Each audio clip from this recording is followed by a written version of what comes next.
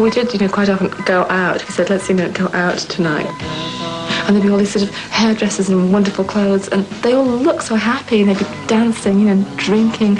Maurice and I just sort of sat there like we're at a funeral. I never talk to my neighbour, I'd rather not get involved.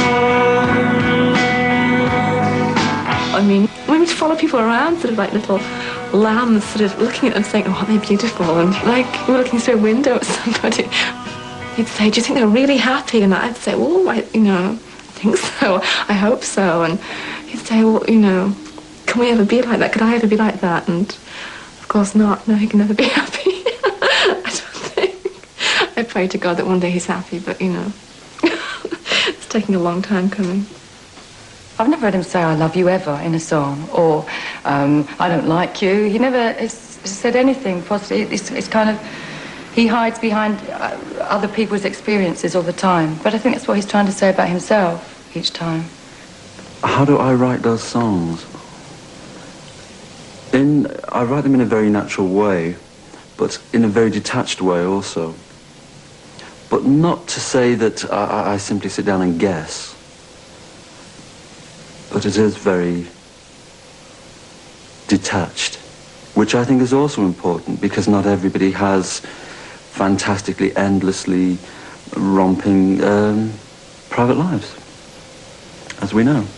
There is a sort of ambiguity. I mean, you're never quite sure who he's singing to or who he's singing about. I mean, the genders are all very, I think it's wonderful, just wonderfully vague. So therefore, whoever you are, whichever sex, I mean, you can almost listen to the songs and you can interpret them, to fit your life, give them, your meanings. There's some very disturbing things going on in those lyrics. But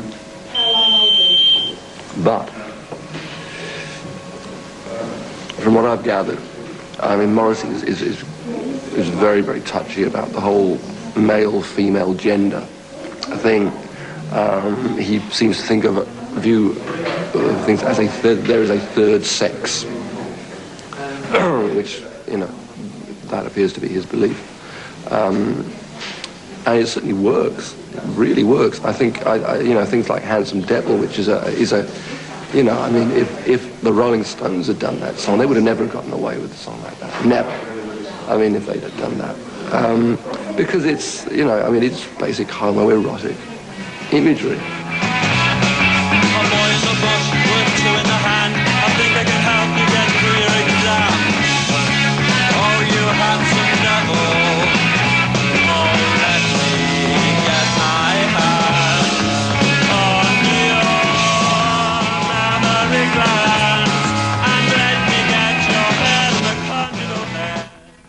I wouldn't say that I sing from a staunchly male point of view. I think I have enough scope to really imagine how practically almost anybody would feel. And for me to sing in an exclusively male point of view is just very standard, really. One doesn't have a particular sex when you sing. I mean, you've had so many lifetimes being a man or a woman or indifferent. I mean, so you can sing about all of those. But I would do it in the first person. He does it in the third. Girlfriend in a coma, I know, it's serious. Girlfriend in a coma, I know, it's really serious. There were times when I could have murdered her, but I would hate anything to happen to her. No, I don't want to see her. Do you really think she'll pull through? Do you really think she'll pull through?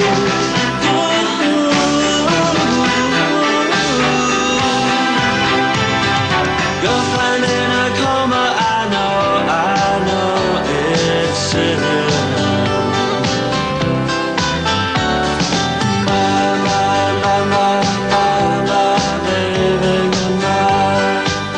To read obsessively, I mean, devouring book after book after book, I mean, it's a really essential ingredient in our lives. And most of the books we read were by women or about women, or somehow, you know, a woman sort of popped up somewhere. People like Sheila Delaney, I was very, and remain so, very obsessed by.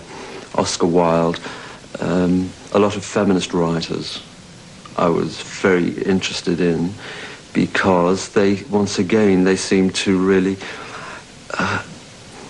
they seem to have the key on very modern situations as far as relationships were concerned. They seem to be, feminism, although one can talk about feminism and people can screw up their brow and say, and back off, I think really they had the key to many things which have unraveled themselves within recent years as very strong political topics. Not just feminism, but broader issues.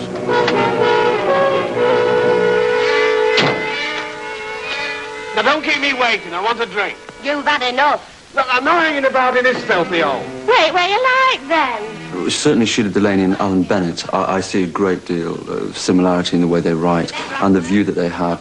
Very northern, very back garden, almost gossipy and very entertaining. That's his influence, I suppose. You get out of it and go back to your fancy man or your husband or whatever you call it. Oh, I give you such a bloody good idea, and that's what you've gone short of. Don't show yourself up for what you are. You couldn't wait, could you? And now look at the mess you've got yourself into. Well, get out of it without your help. Threw yourself at the first man you met. Yes, you're right, I did. You're man mad. I'm right, you. You know what they're calling you round here?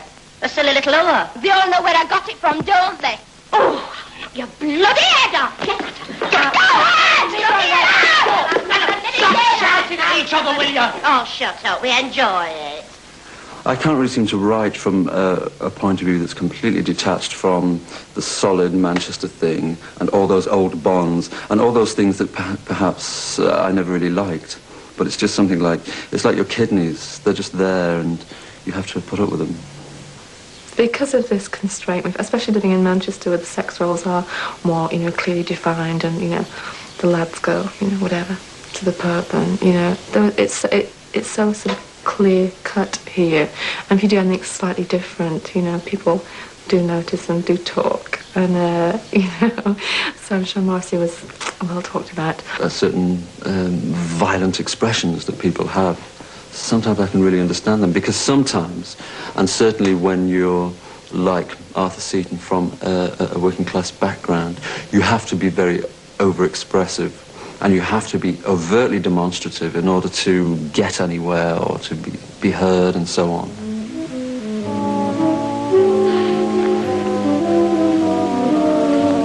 Mum called me balmy when I told her I fell off a gasometer for a bet. But I'm not balmy. I'm a fighting pit prop that wants a pint of beer, that's me. But if any knowing bastard says that's me, I'll tell him I'm a dynamite dealer waiting to blow the factory to kingdom come. I'm me and nobody else. Whatever people say I am, that's what I'm not. Because they don't know a bloody thing about me. God knows what I am. I became very interested in film history. Quite specifically, films from the early 1960s, such as A Taste of Honey, Saturday Night and Sunday Morning. Films with a common thread, I would say. The common thread possibly being that quite largely such films are kind of loving the family way. We're about people in the North specifically, with their tail trapped in the door almost, trying to get out, trying to get on, trying to be somebody, trying to be seen. And I found it very appealing. I found it very, well, obviously a great identification with that. Because that's really the way you feel in Manchester. Shaddy, yaddy, yaddy, yaddy, yaddy, like your life! Oi! Shadows!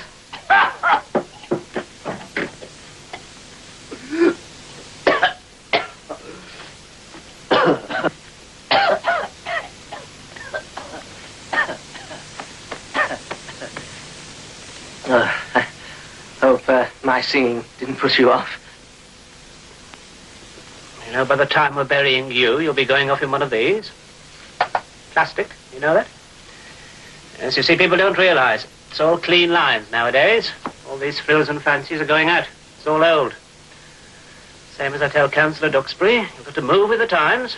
No use living in one style and dying in another, is it? Quite. Sit down, make yourself at home. Oh, thank you.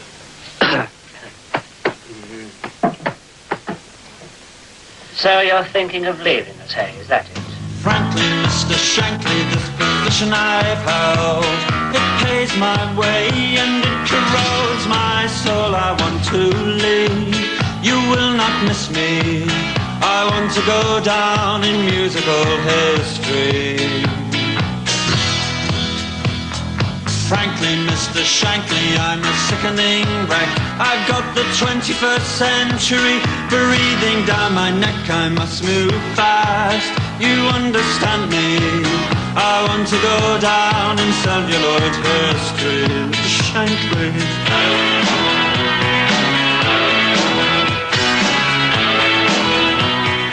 I grew up in the Old Trafford, Stretford areas of Manchester.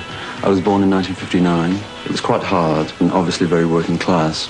Most of the houses I ever lived in, 4 or 5 houses, are completely demolished, and all the schools I ever went to were completely demolished, almost as if practically, in a way, as if a complete era was completely demolished. In the late 1960s, the strong working class communities were completely eradicated, almost.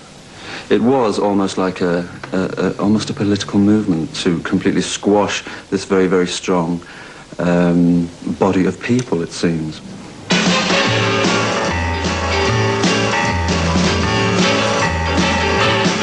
As I began to buy records in 1965, very obvious pop things of the time, which were the most important things in life to me. And it always remains so. All the records I bought, they were friends. These people knew me and I knew them, and they were in my life.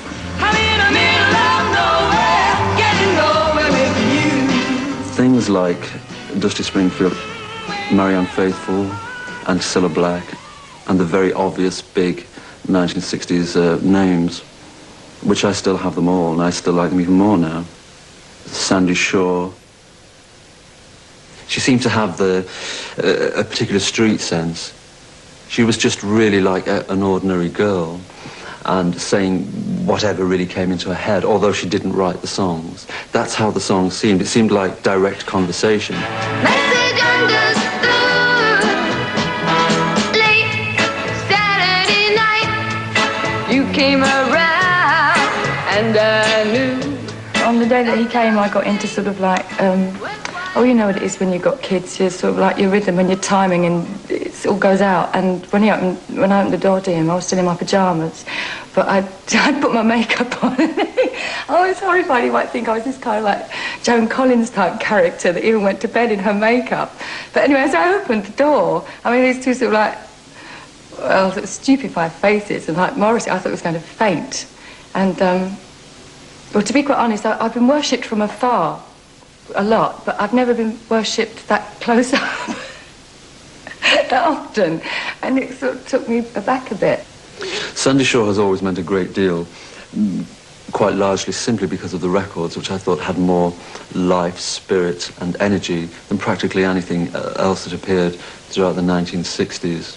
And I think that's quite a mean feat, really. He started reeling off everything I'd ever done, B-sides of songs that had never been released, things I said to somebody that had said to somebody else, and places I'd been that I just suddenly realised this guy knew my life backwards. There was nothing he didn't know about it. He knew all the good bits and all the bad bits, and he still loved me. And it was just a sense of relief that somebody actually knew everything about me and still loved me. It was really wonderful. And from that point, I began to trust him. I didn't trust his music at that point. I just trusted him, and I thought, well, at least it's going to be a giggle. and it's love, the good people there. Yes, we may be hit by that, but with nothing they'll never have. And it's love, it's like the sun's out of our hands. Yes, we may be hit by that, but with nothing they'll never have. And if the people there, then the people there.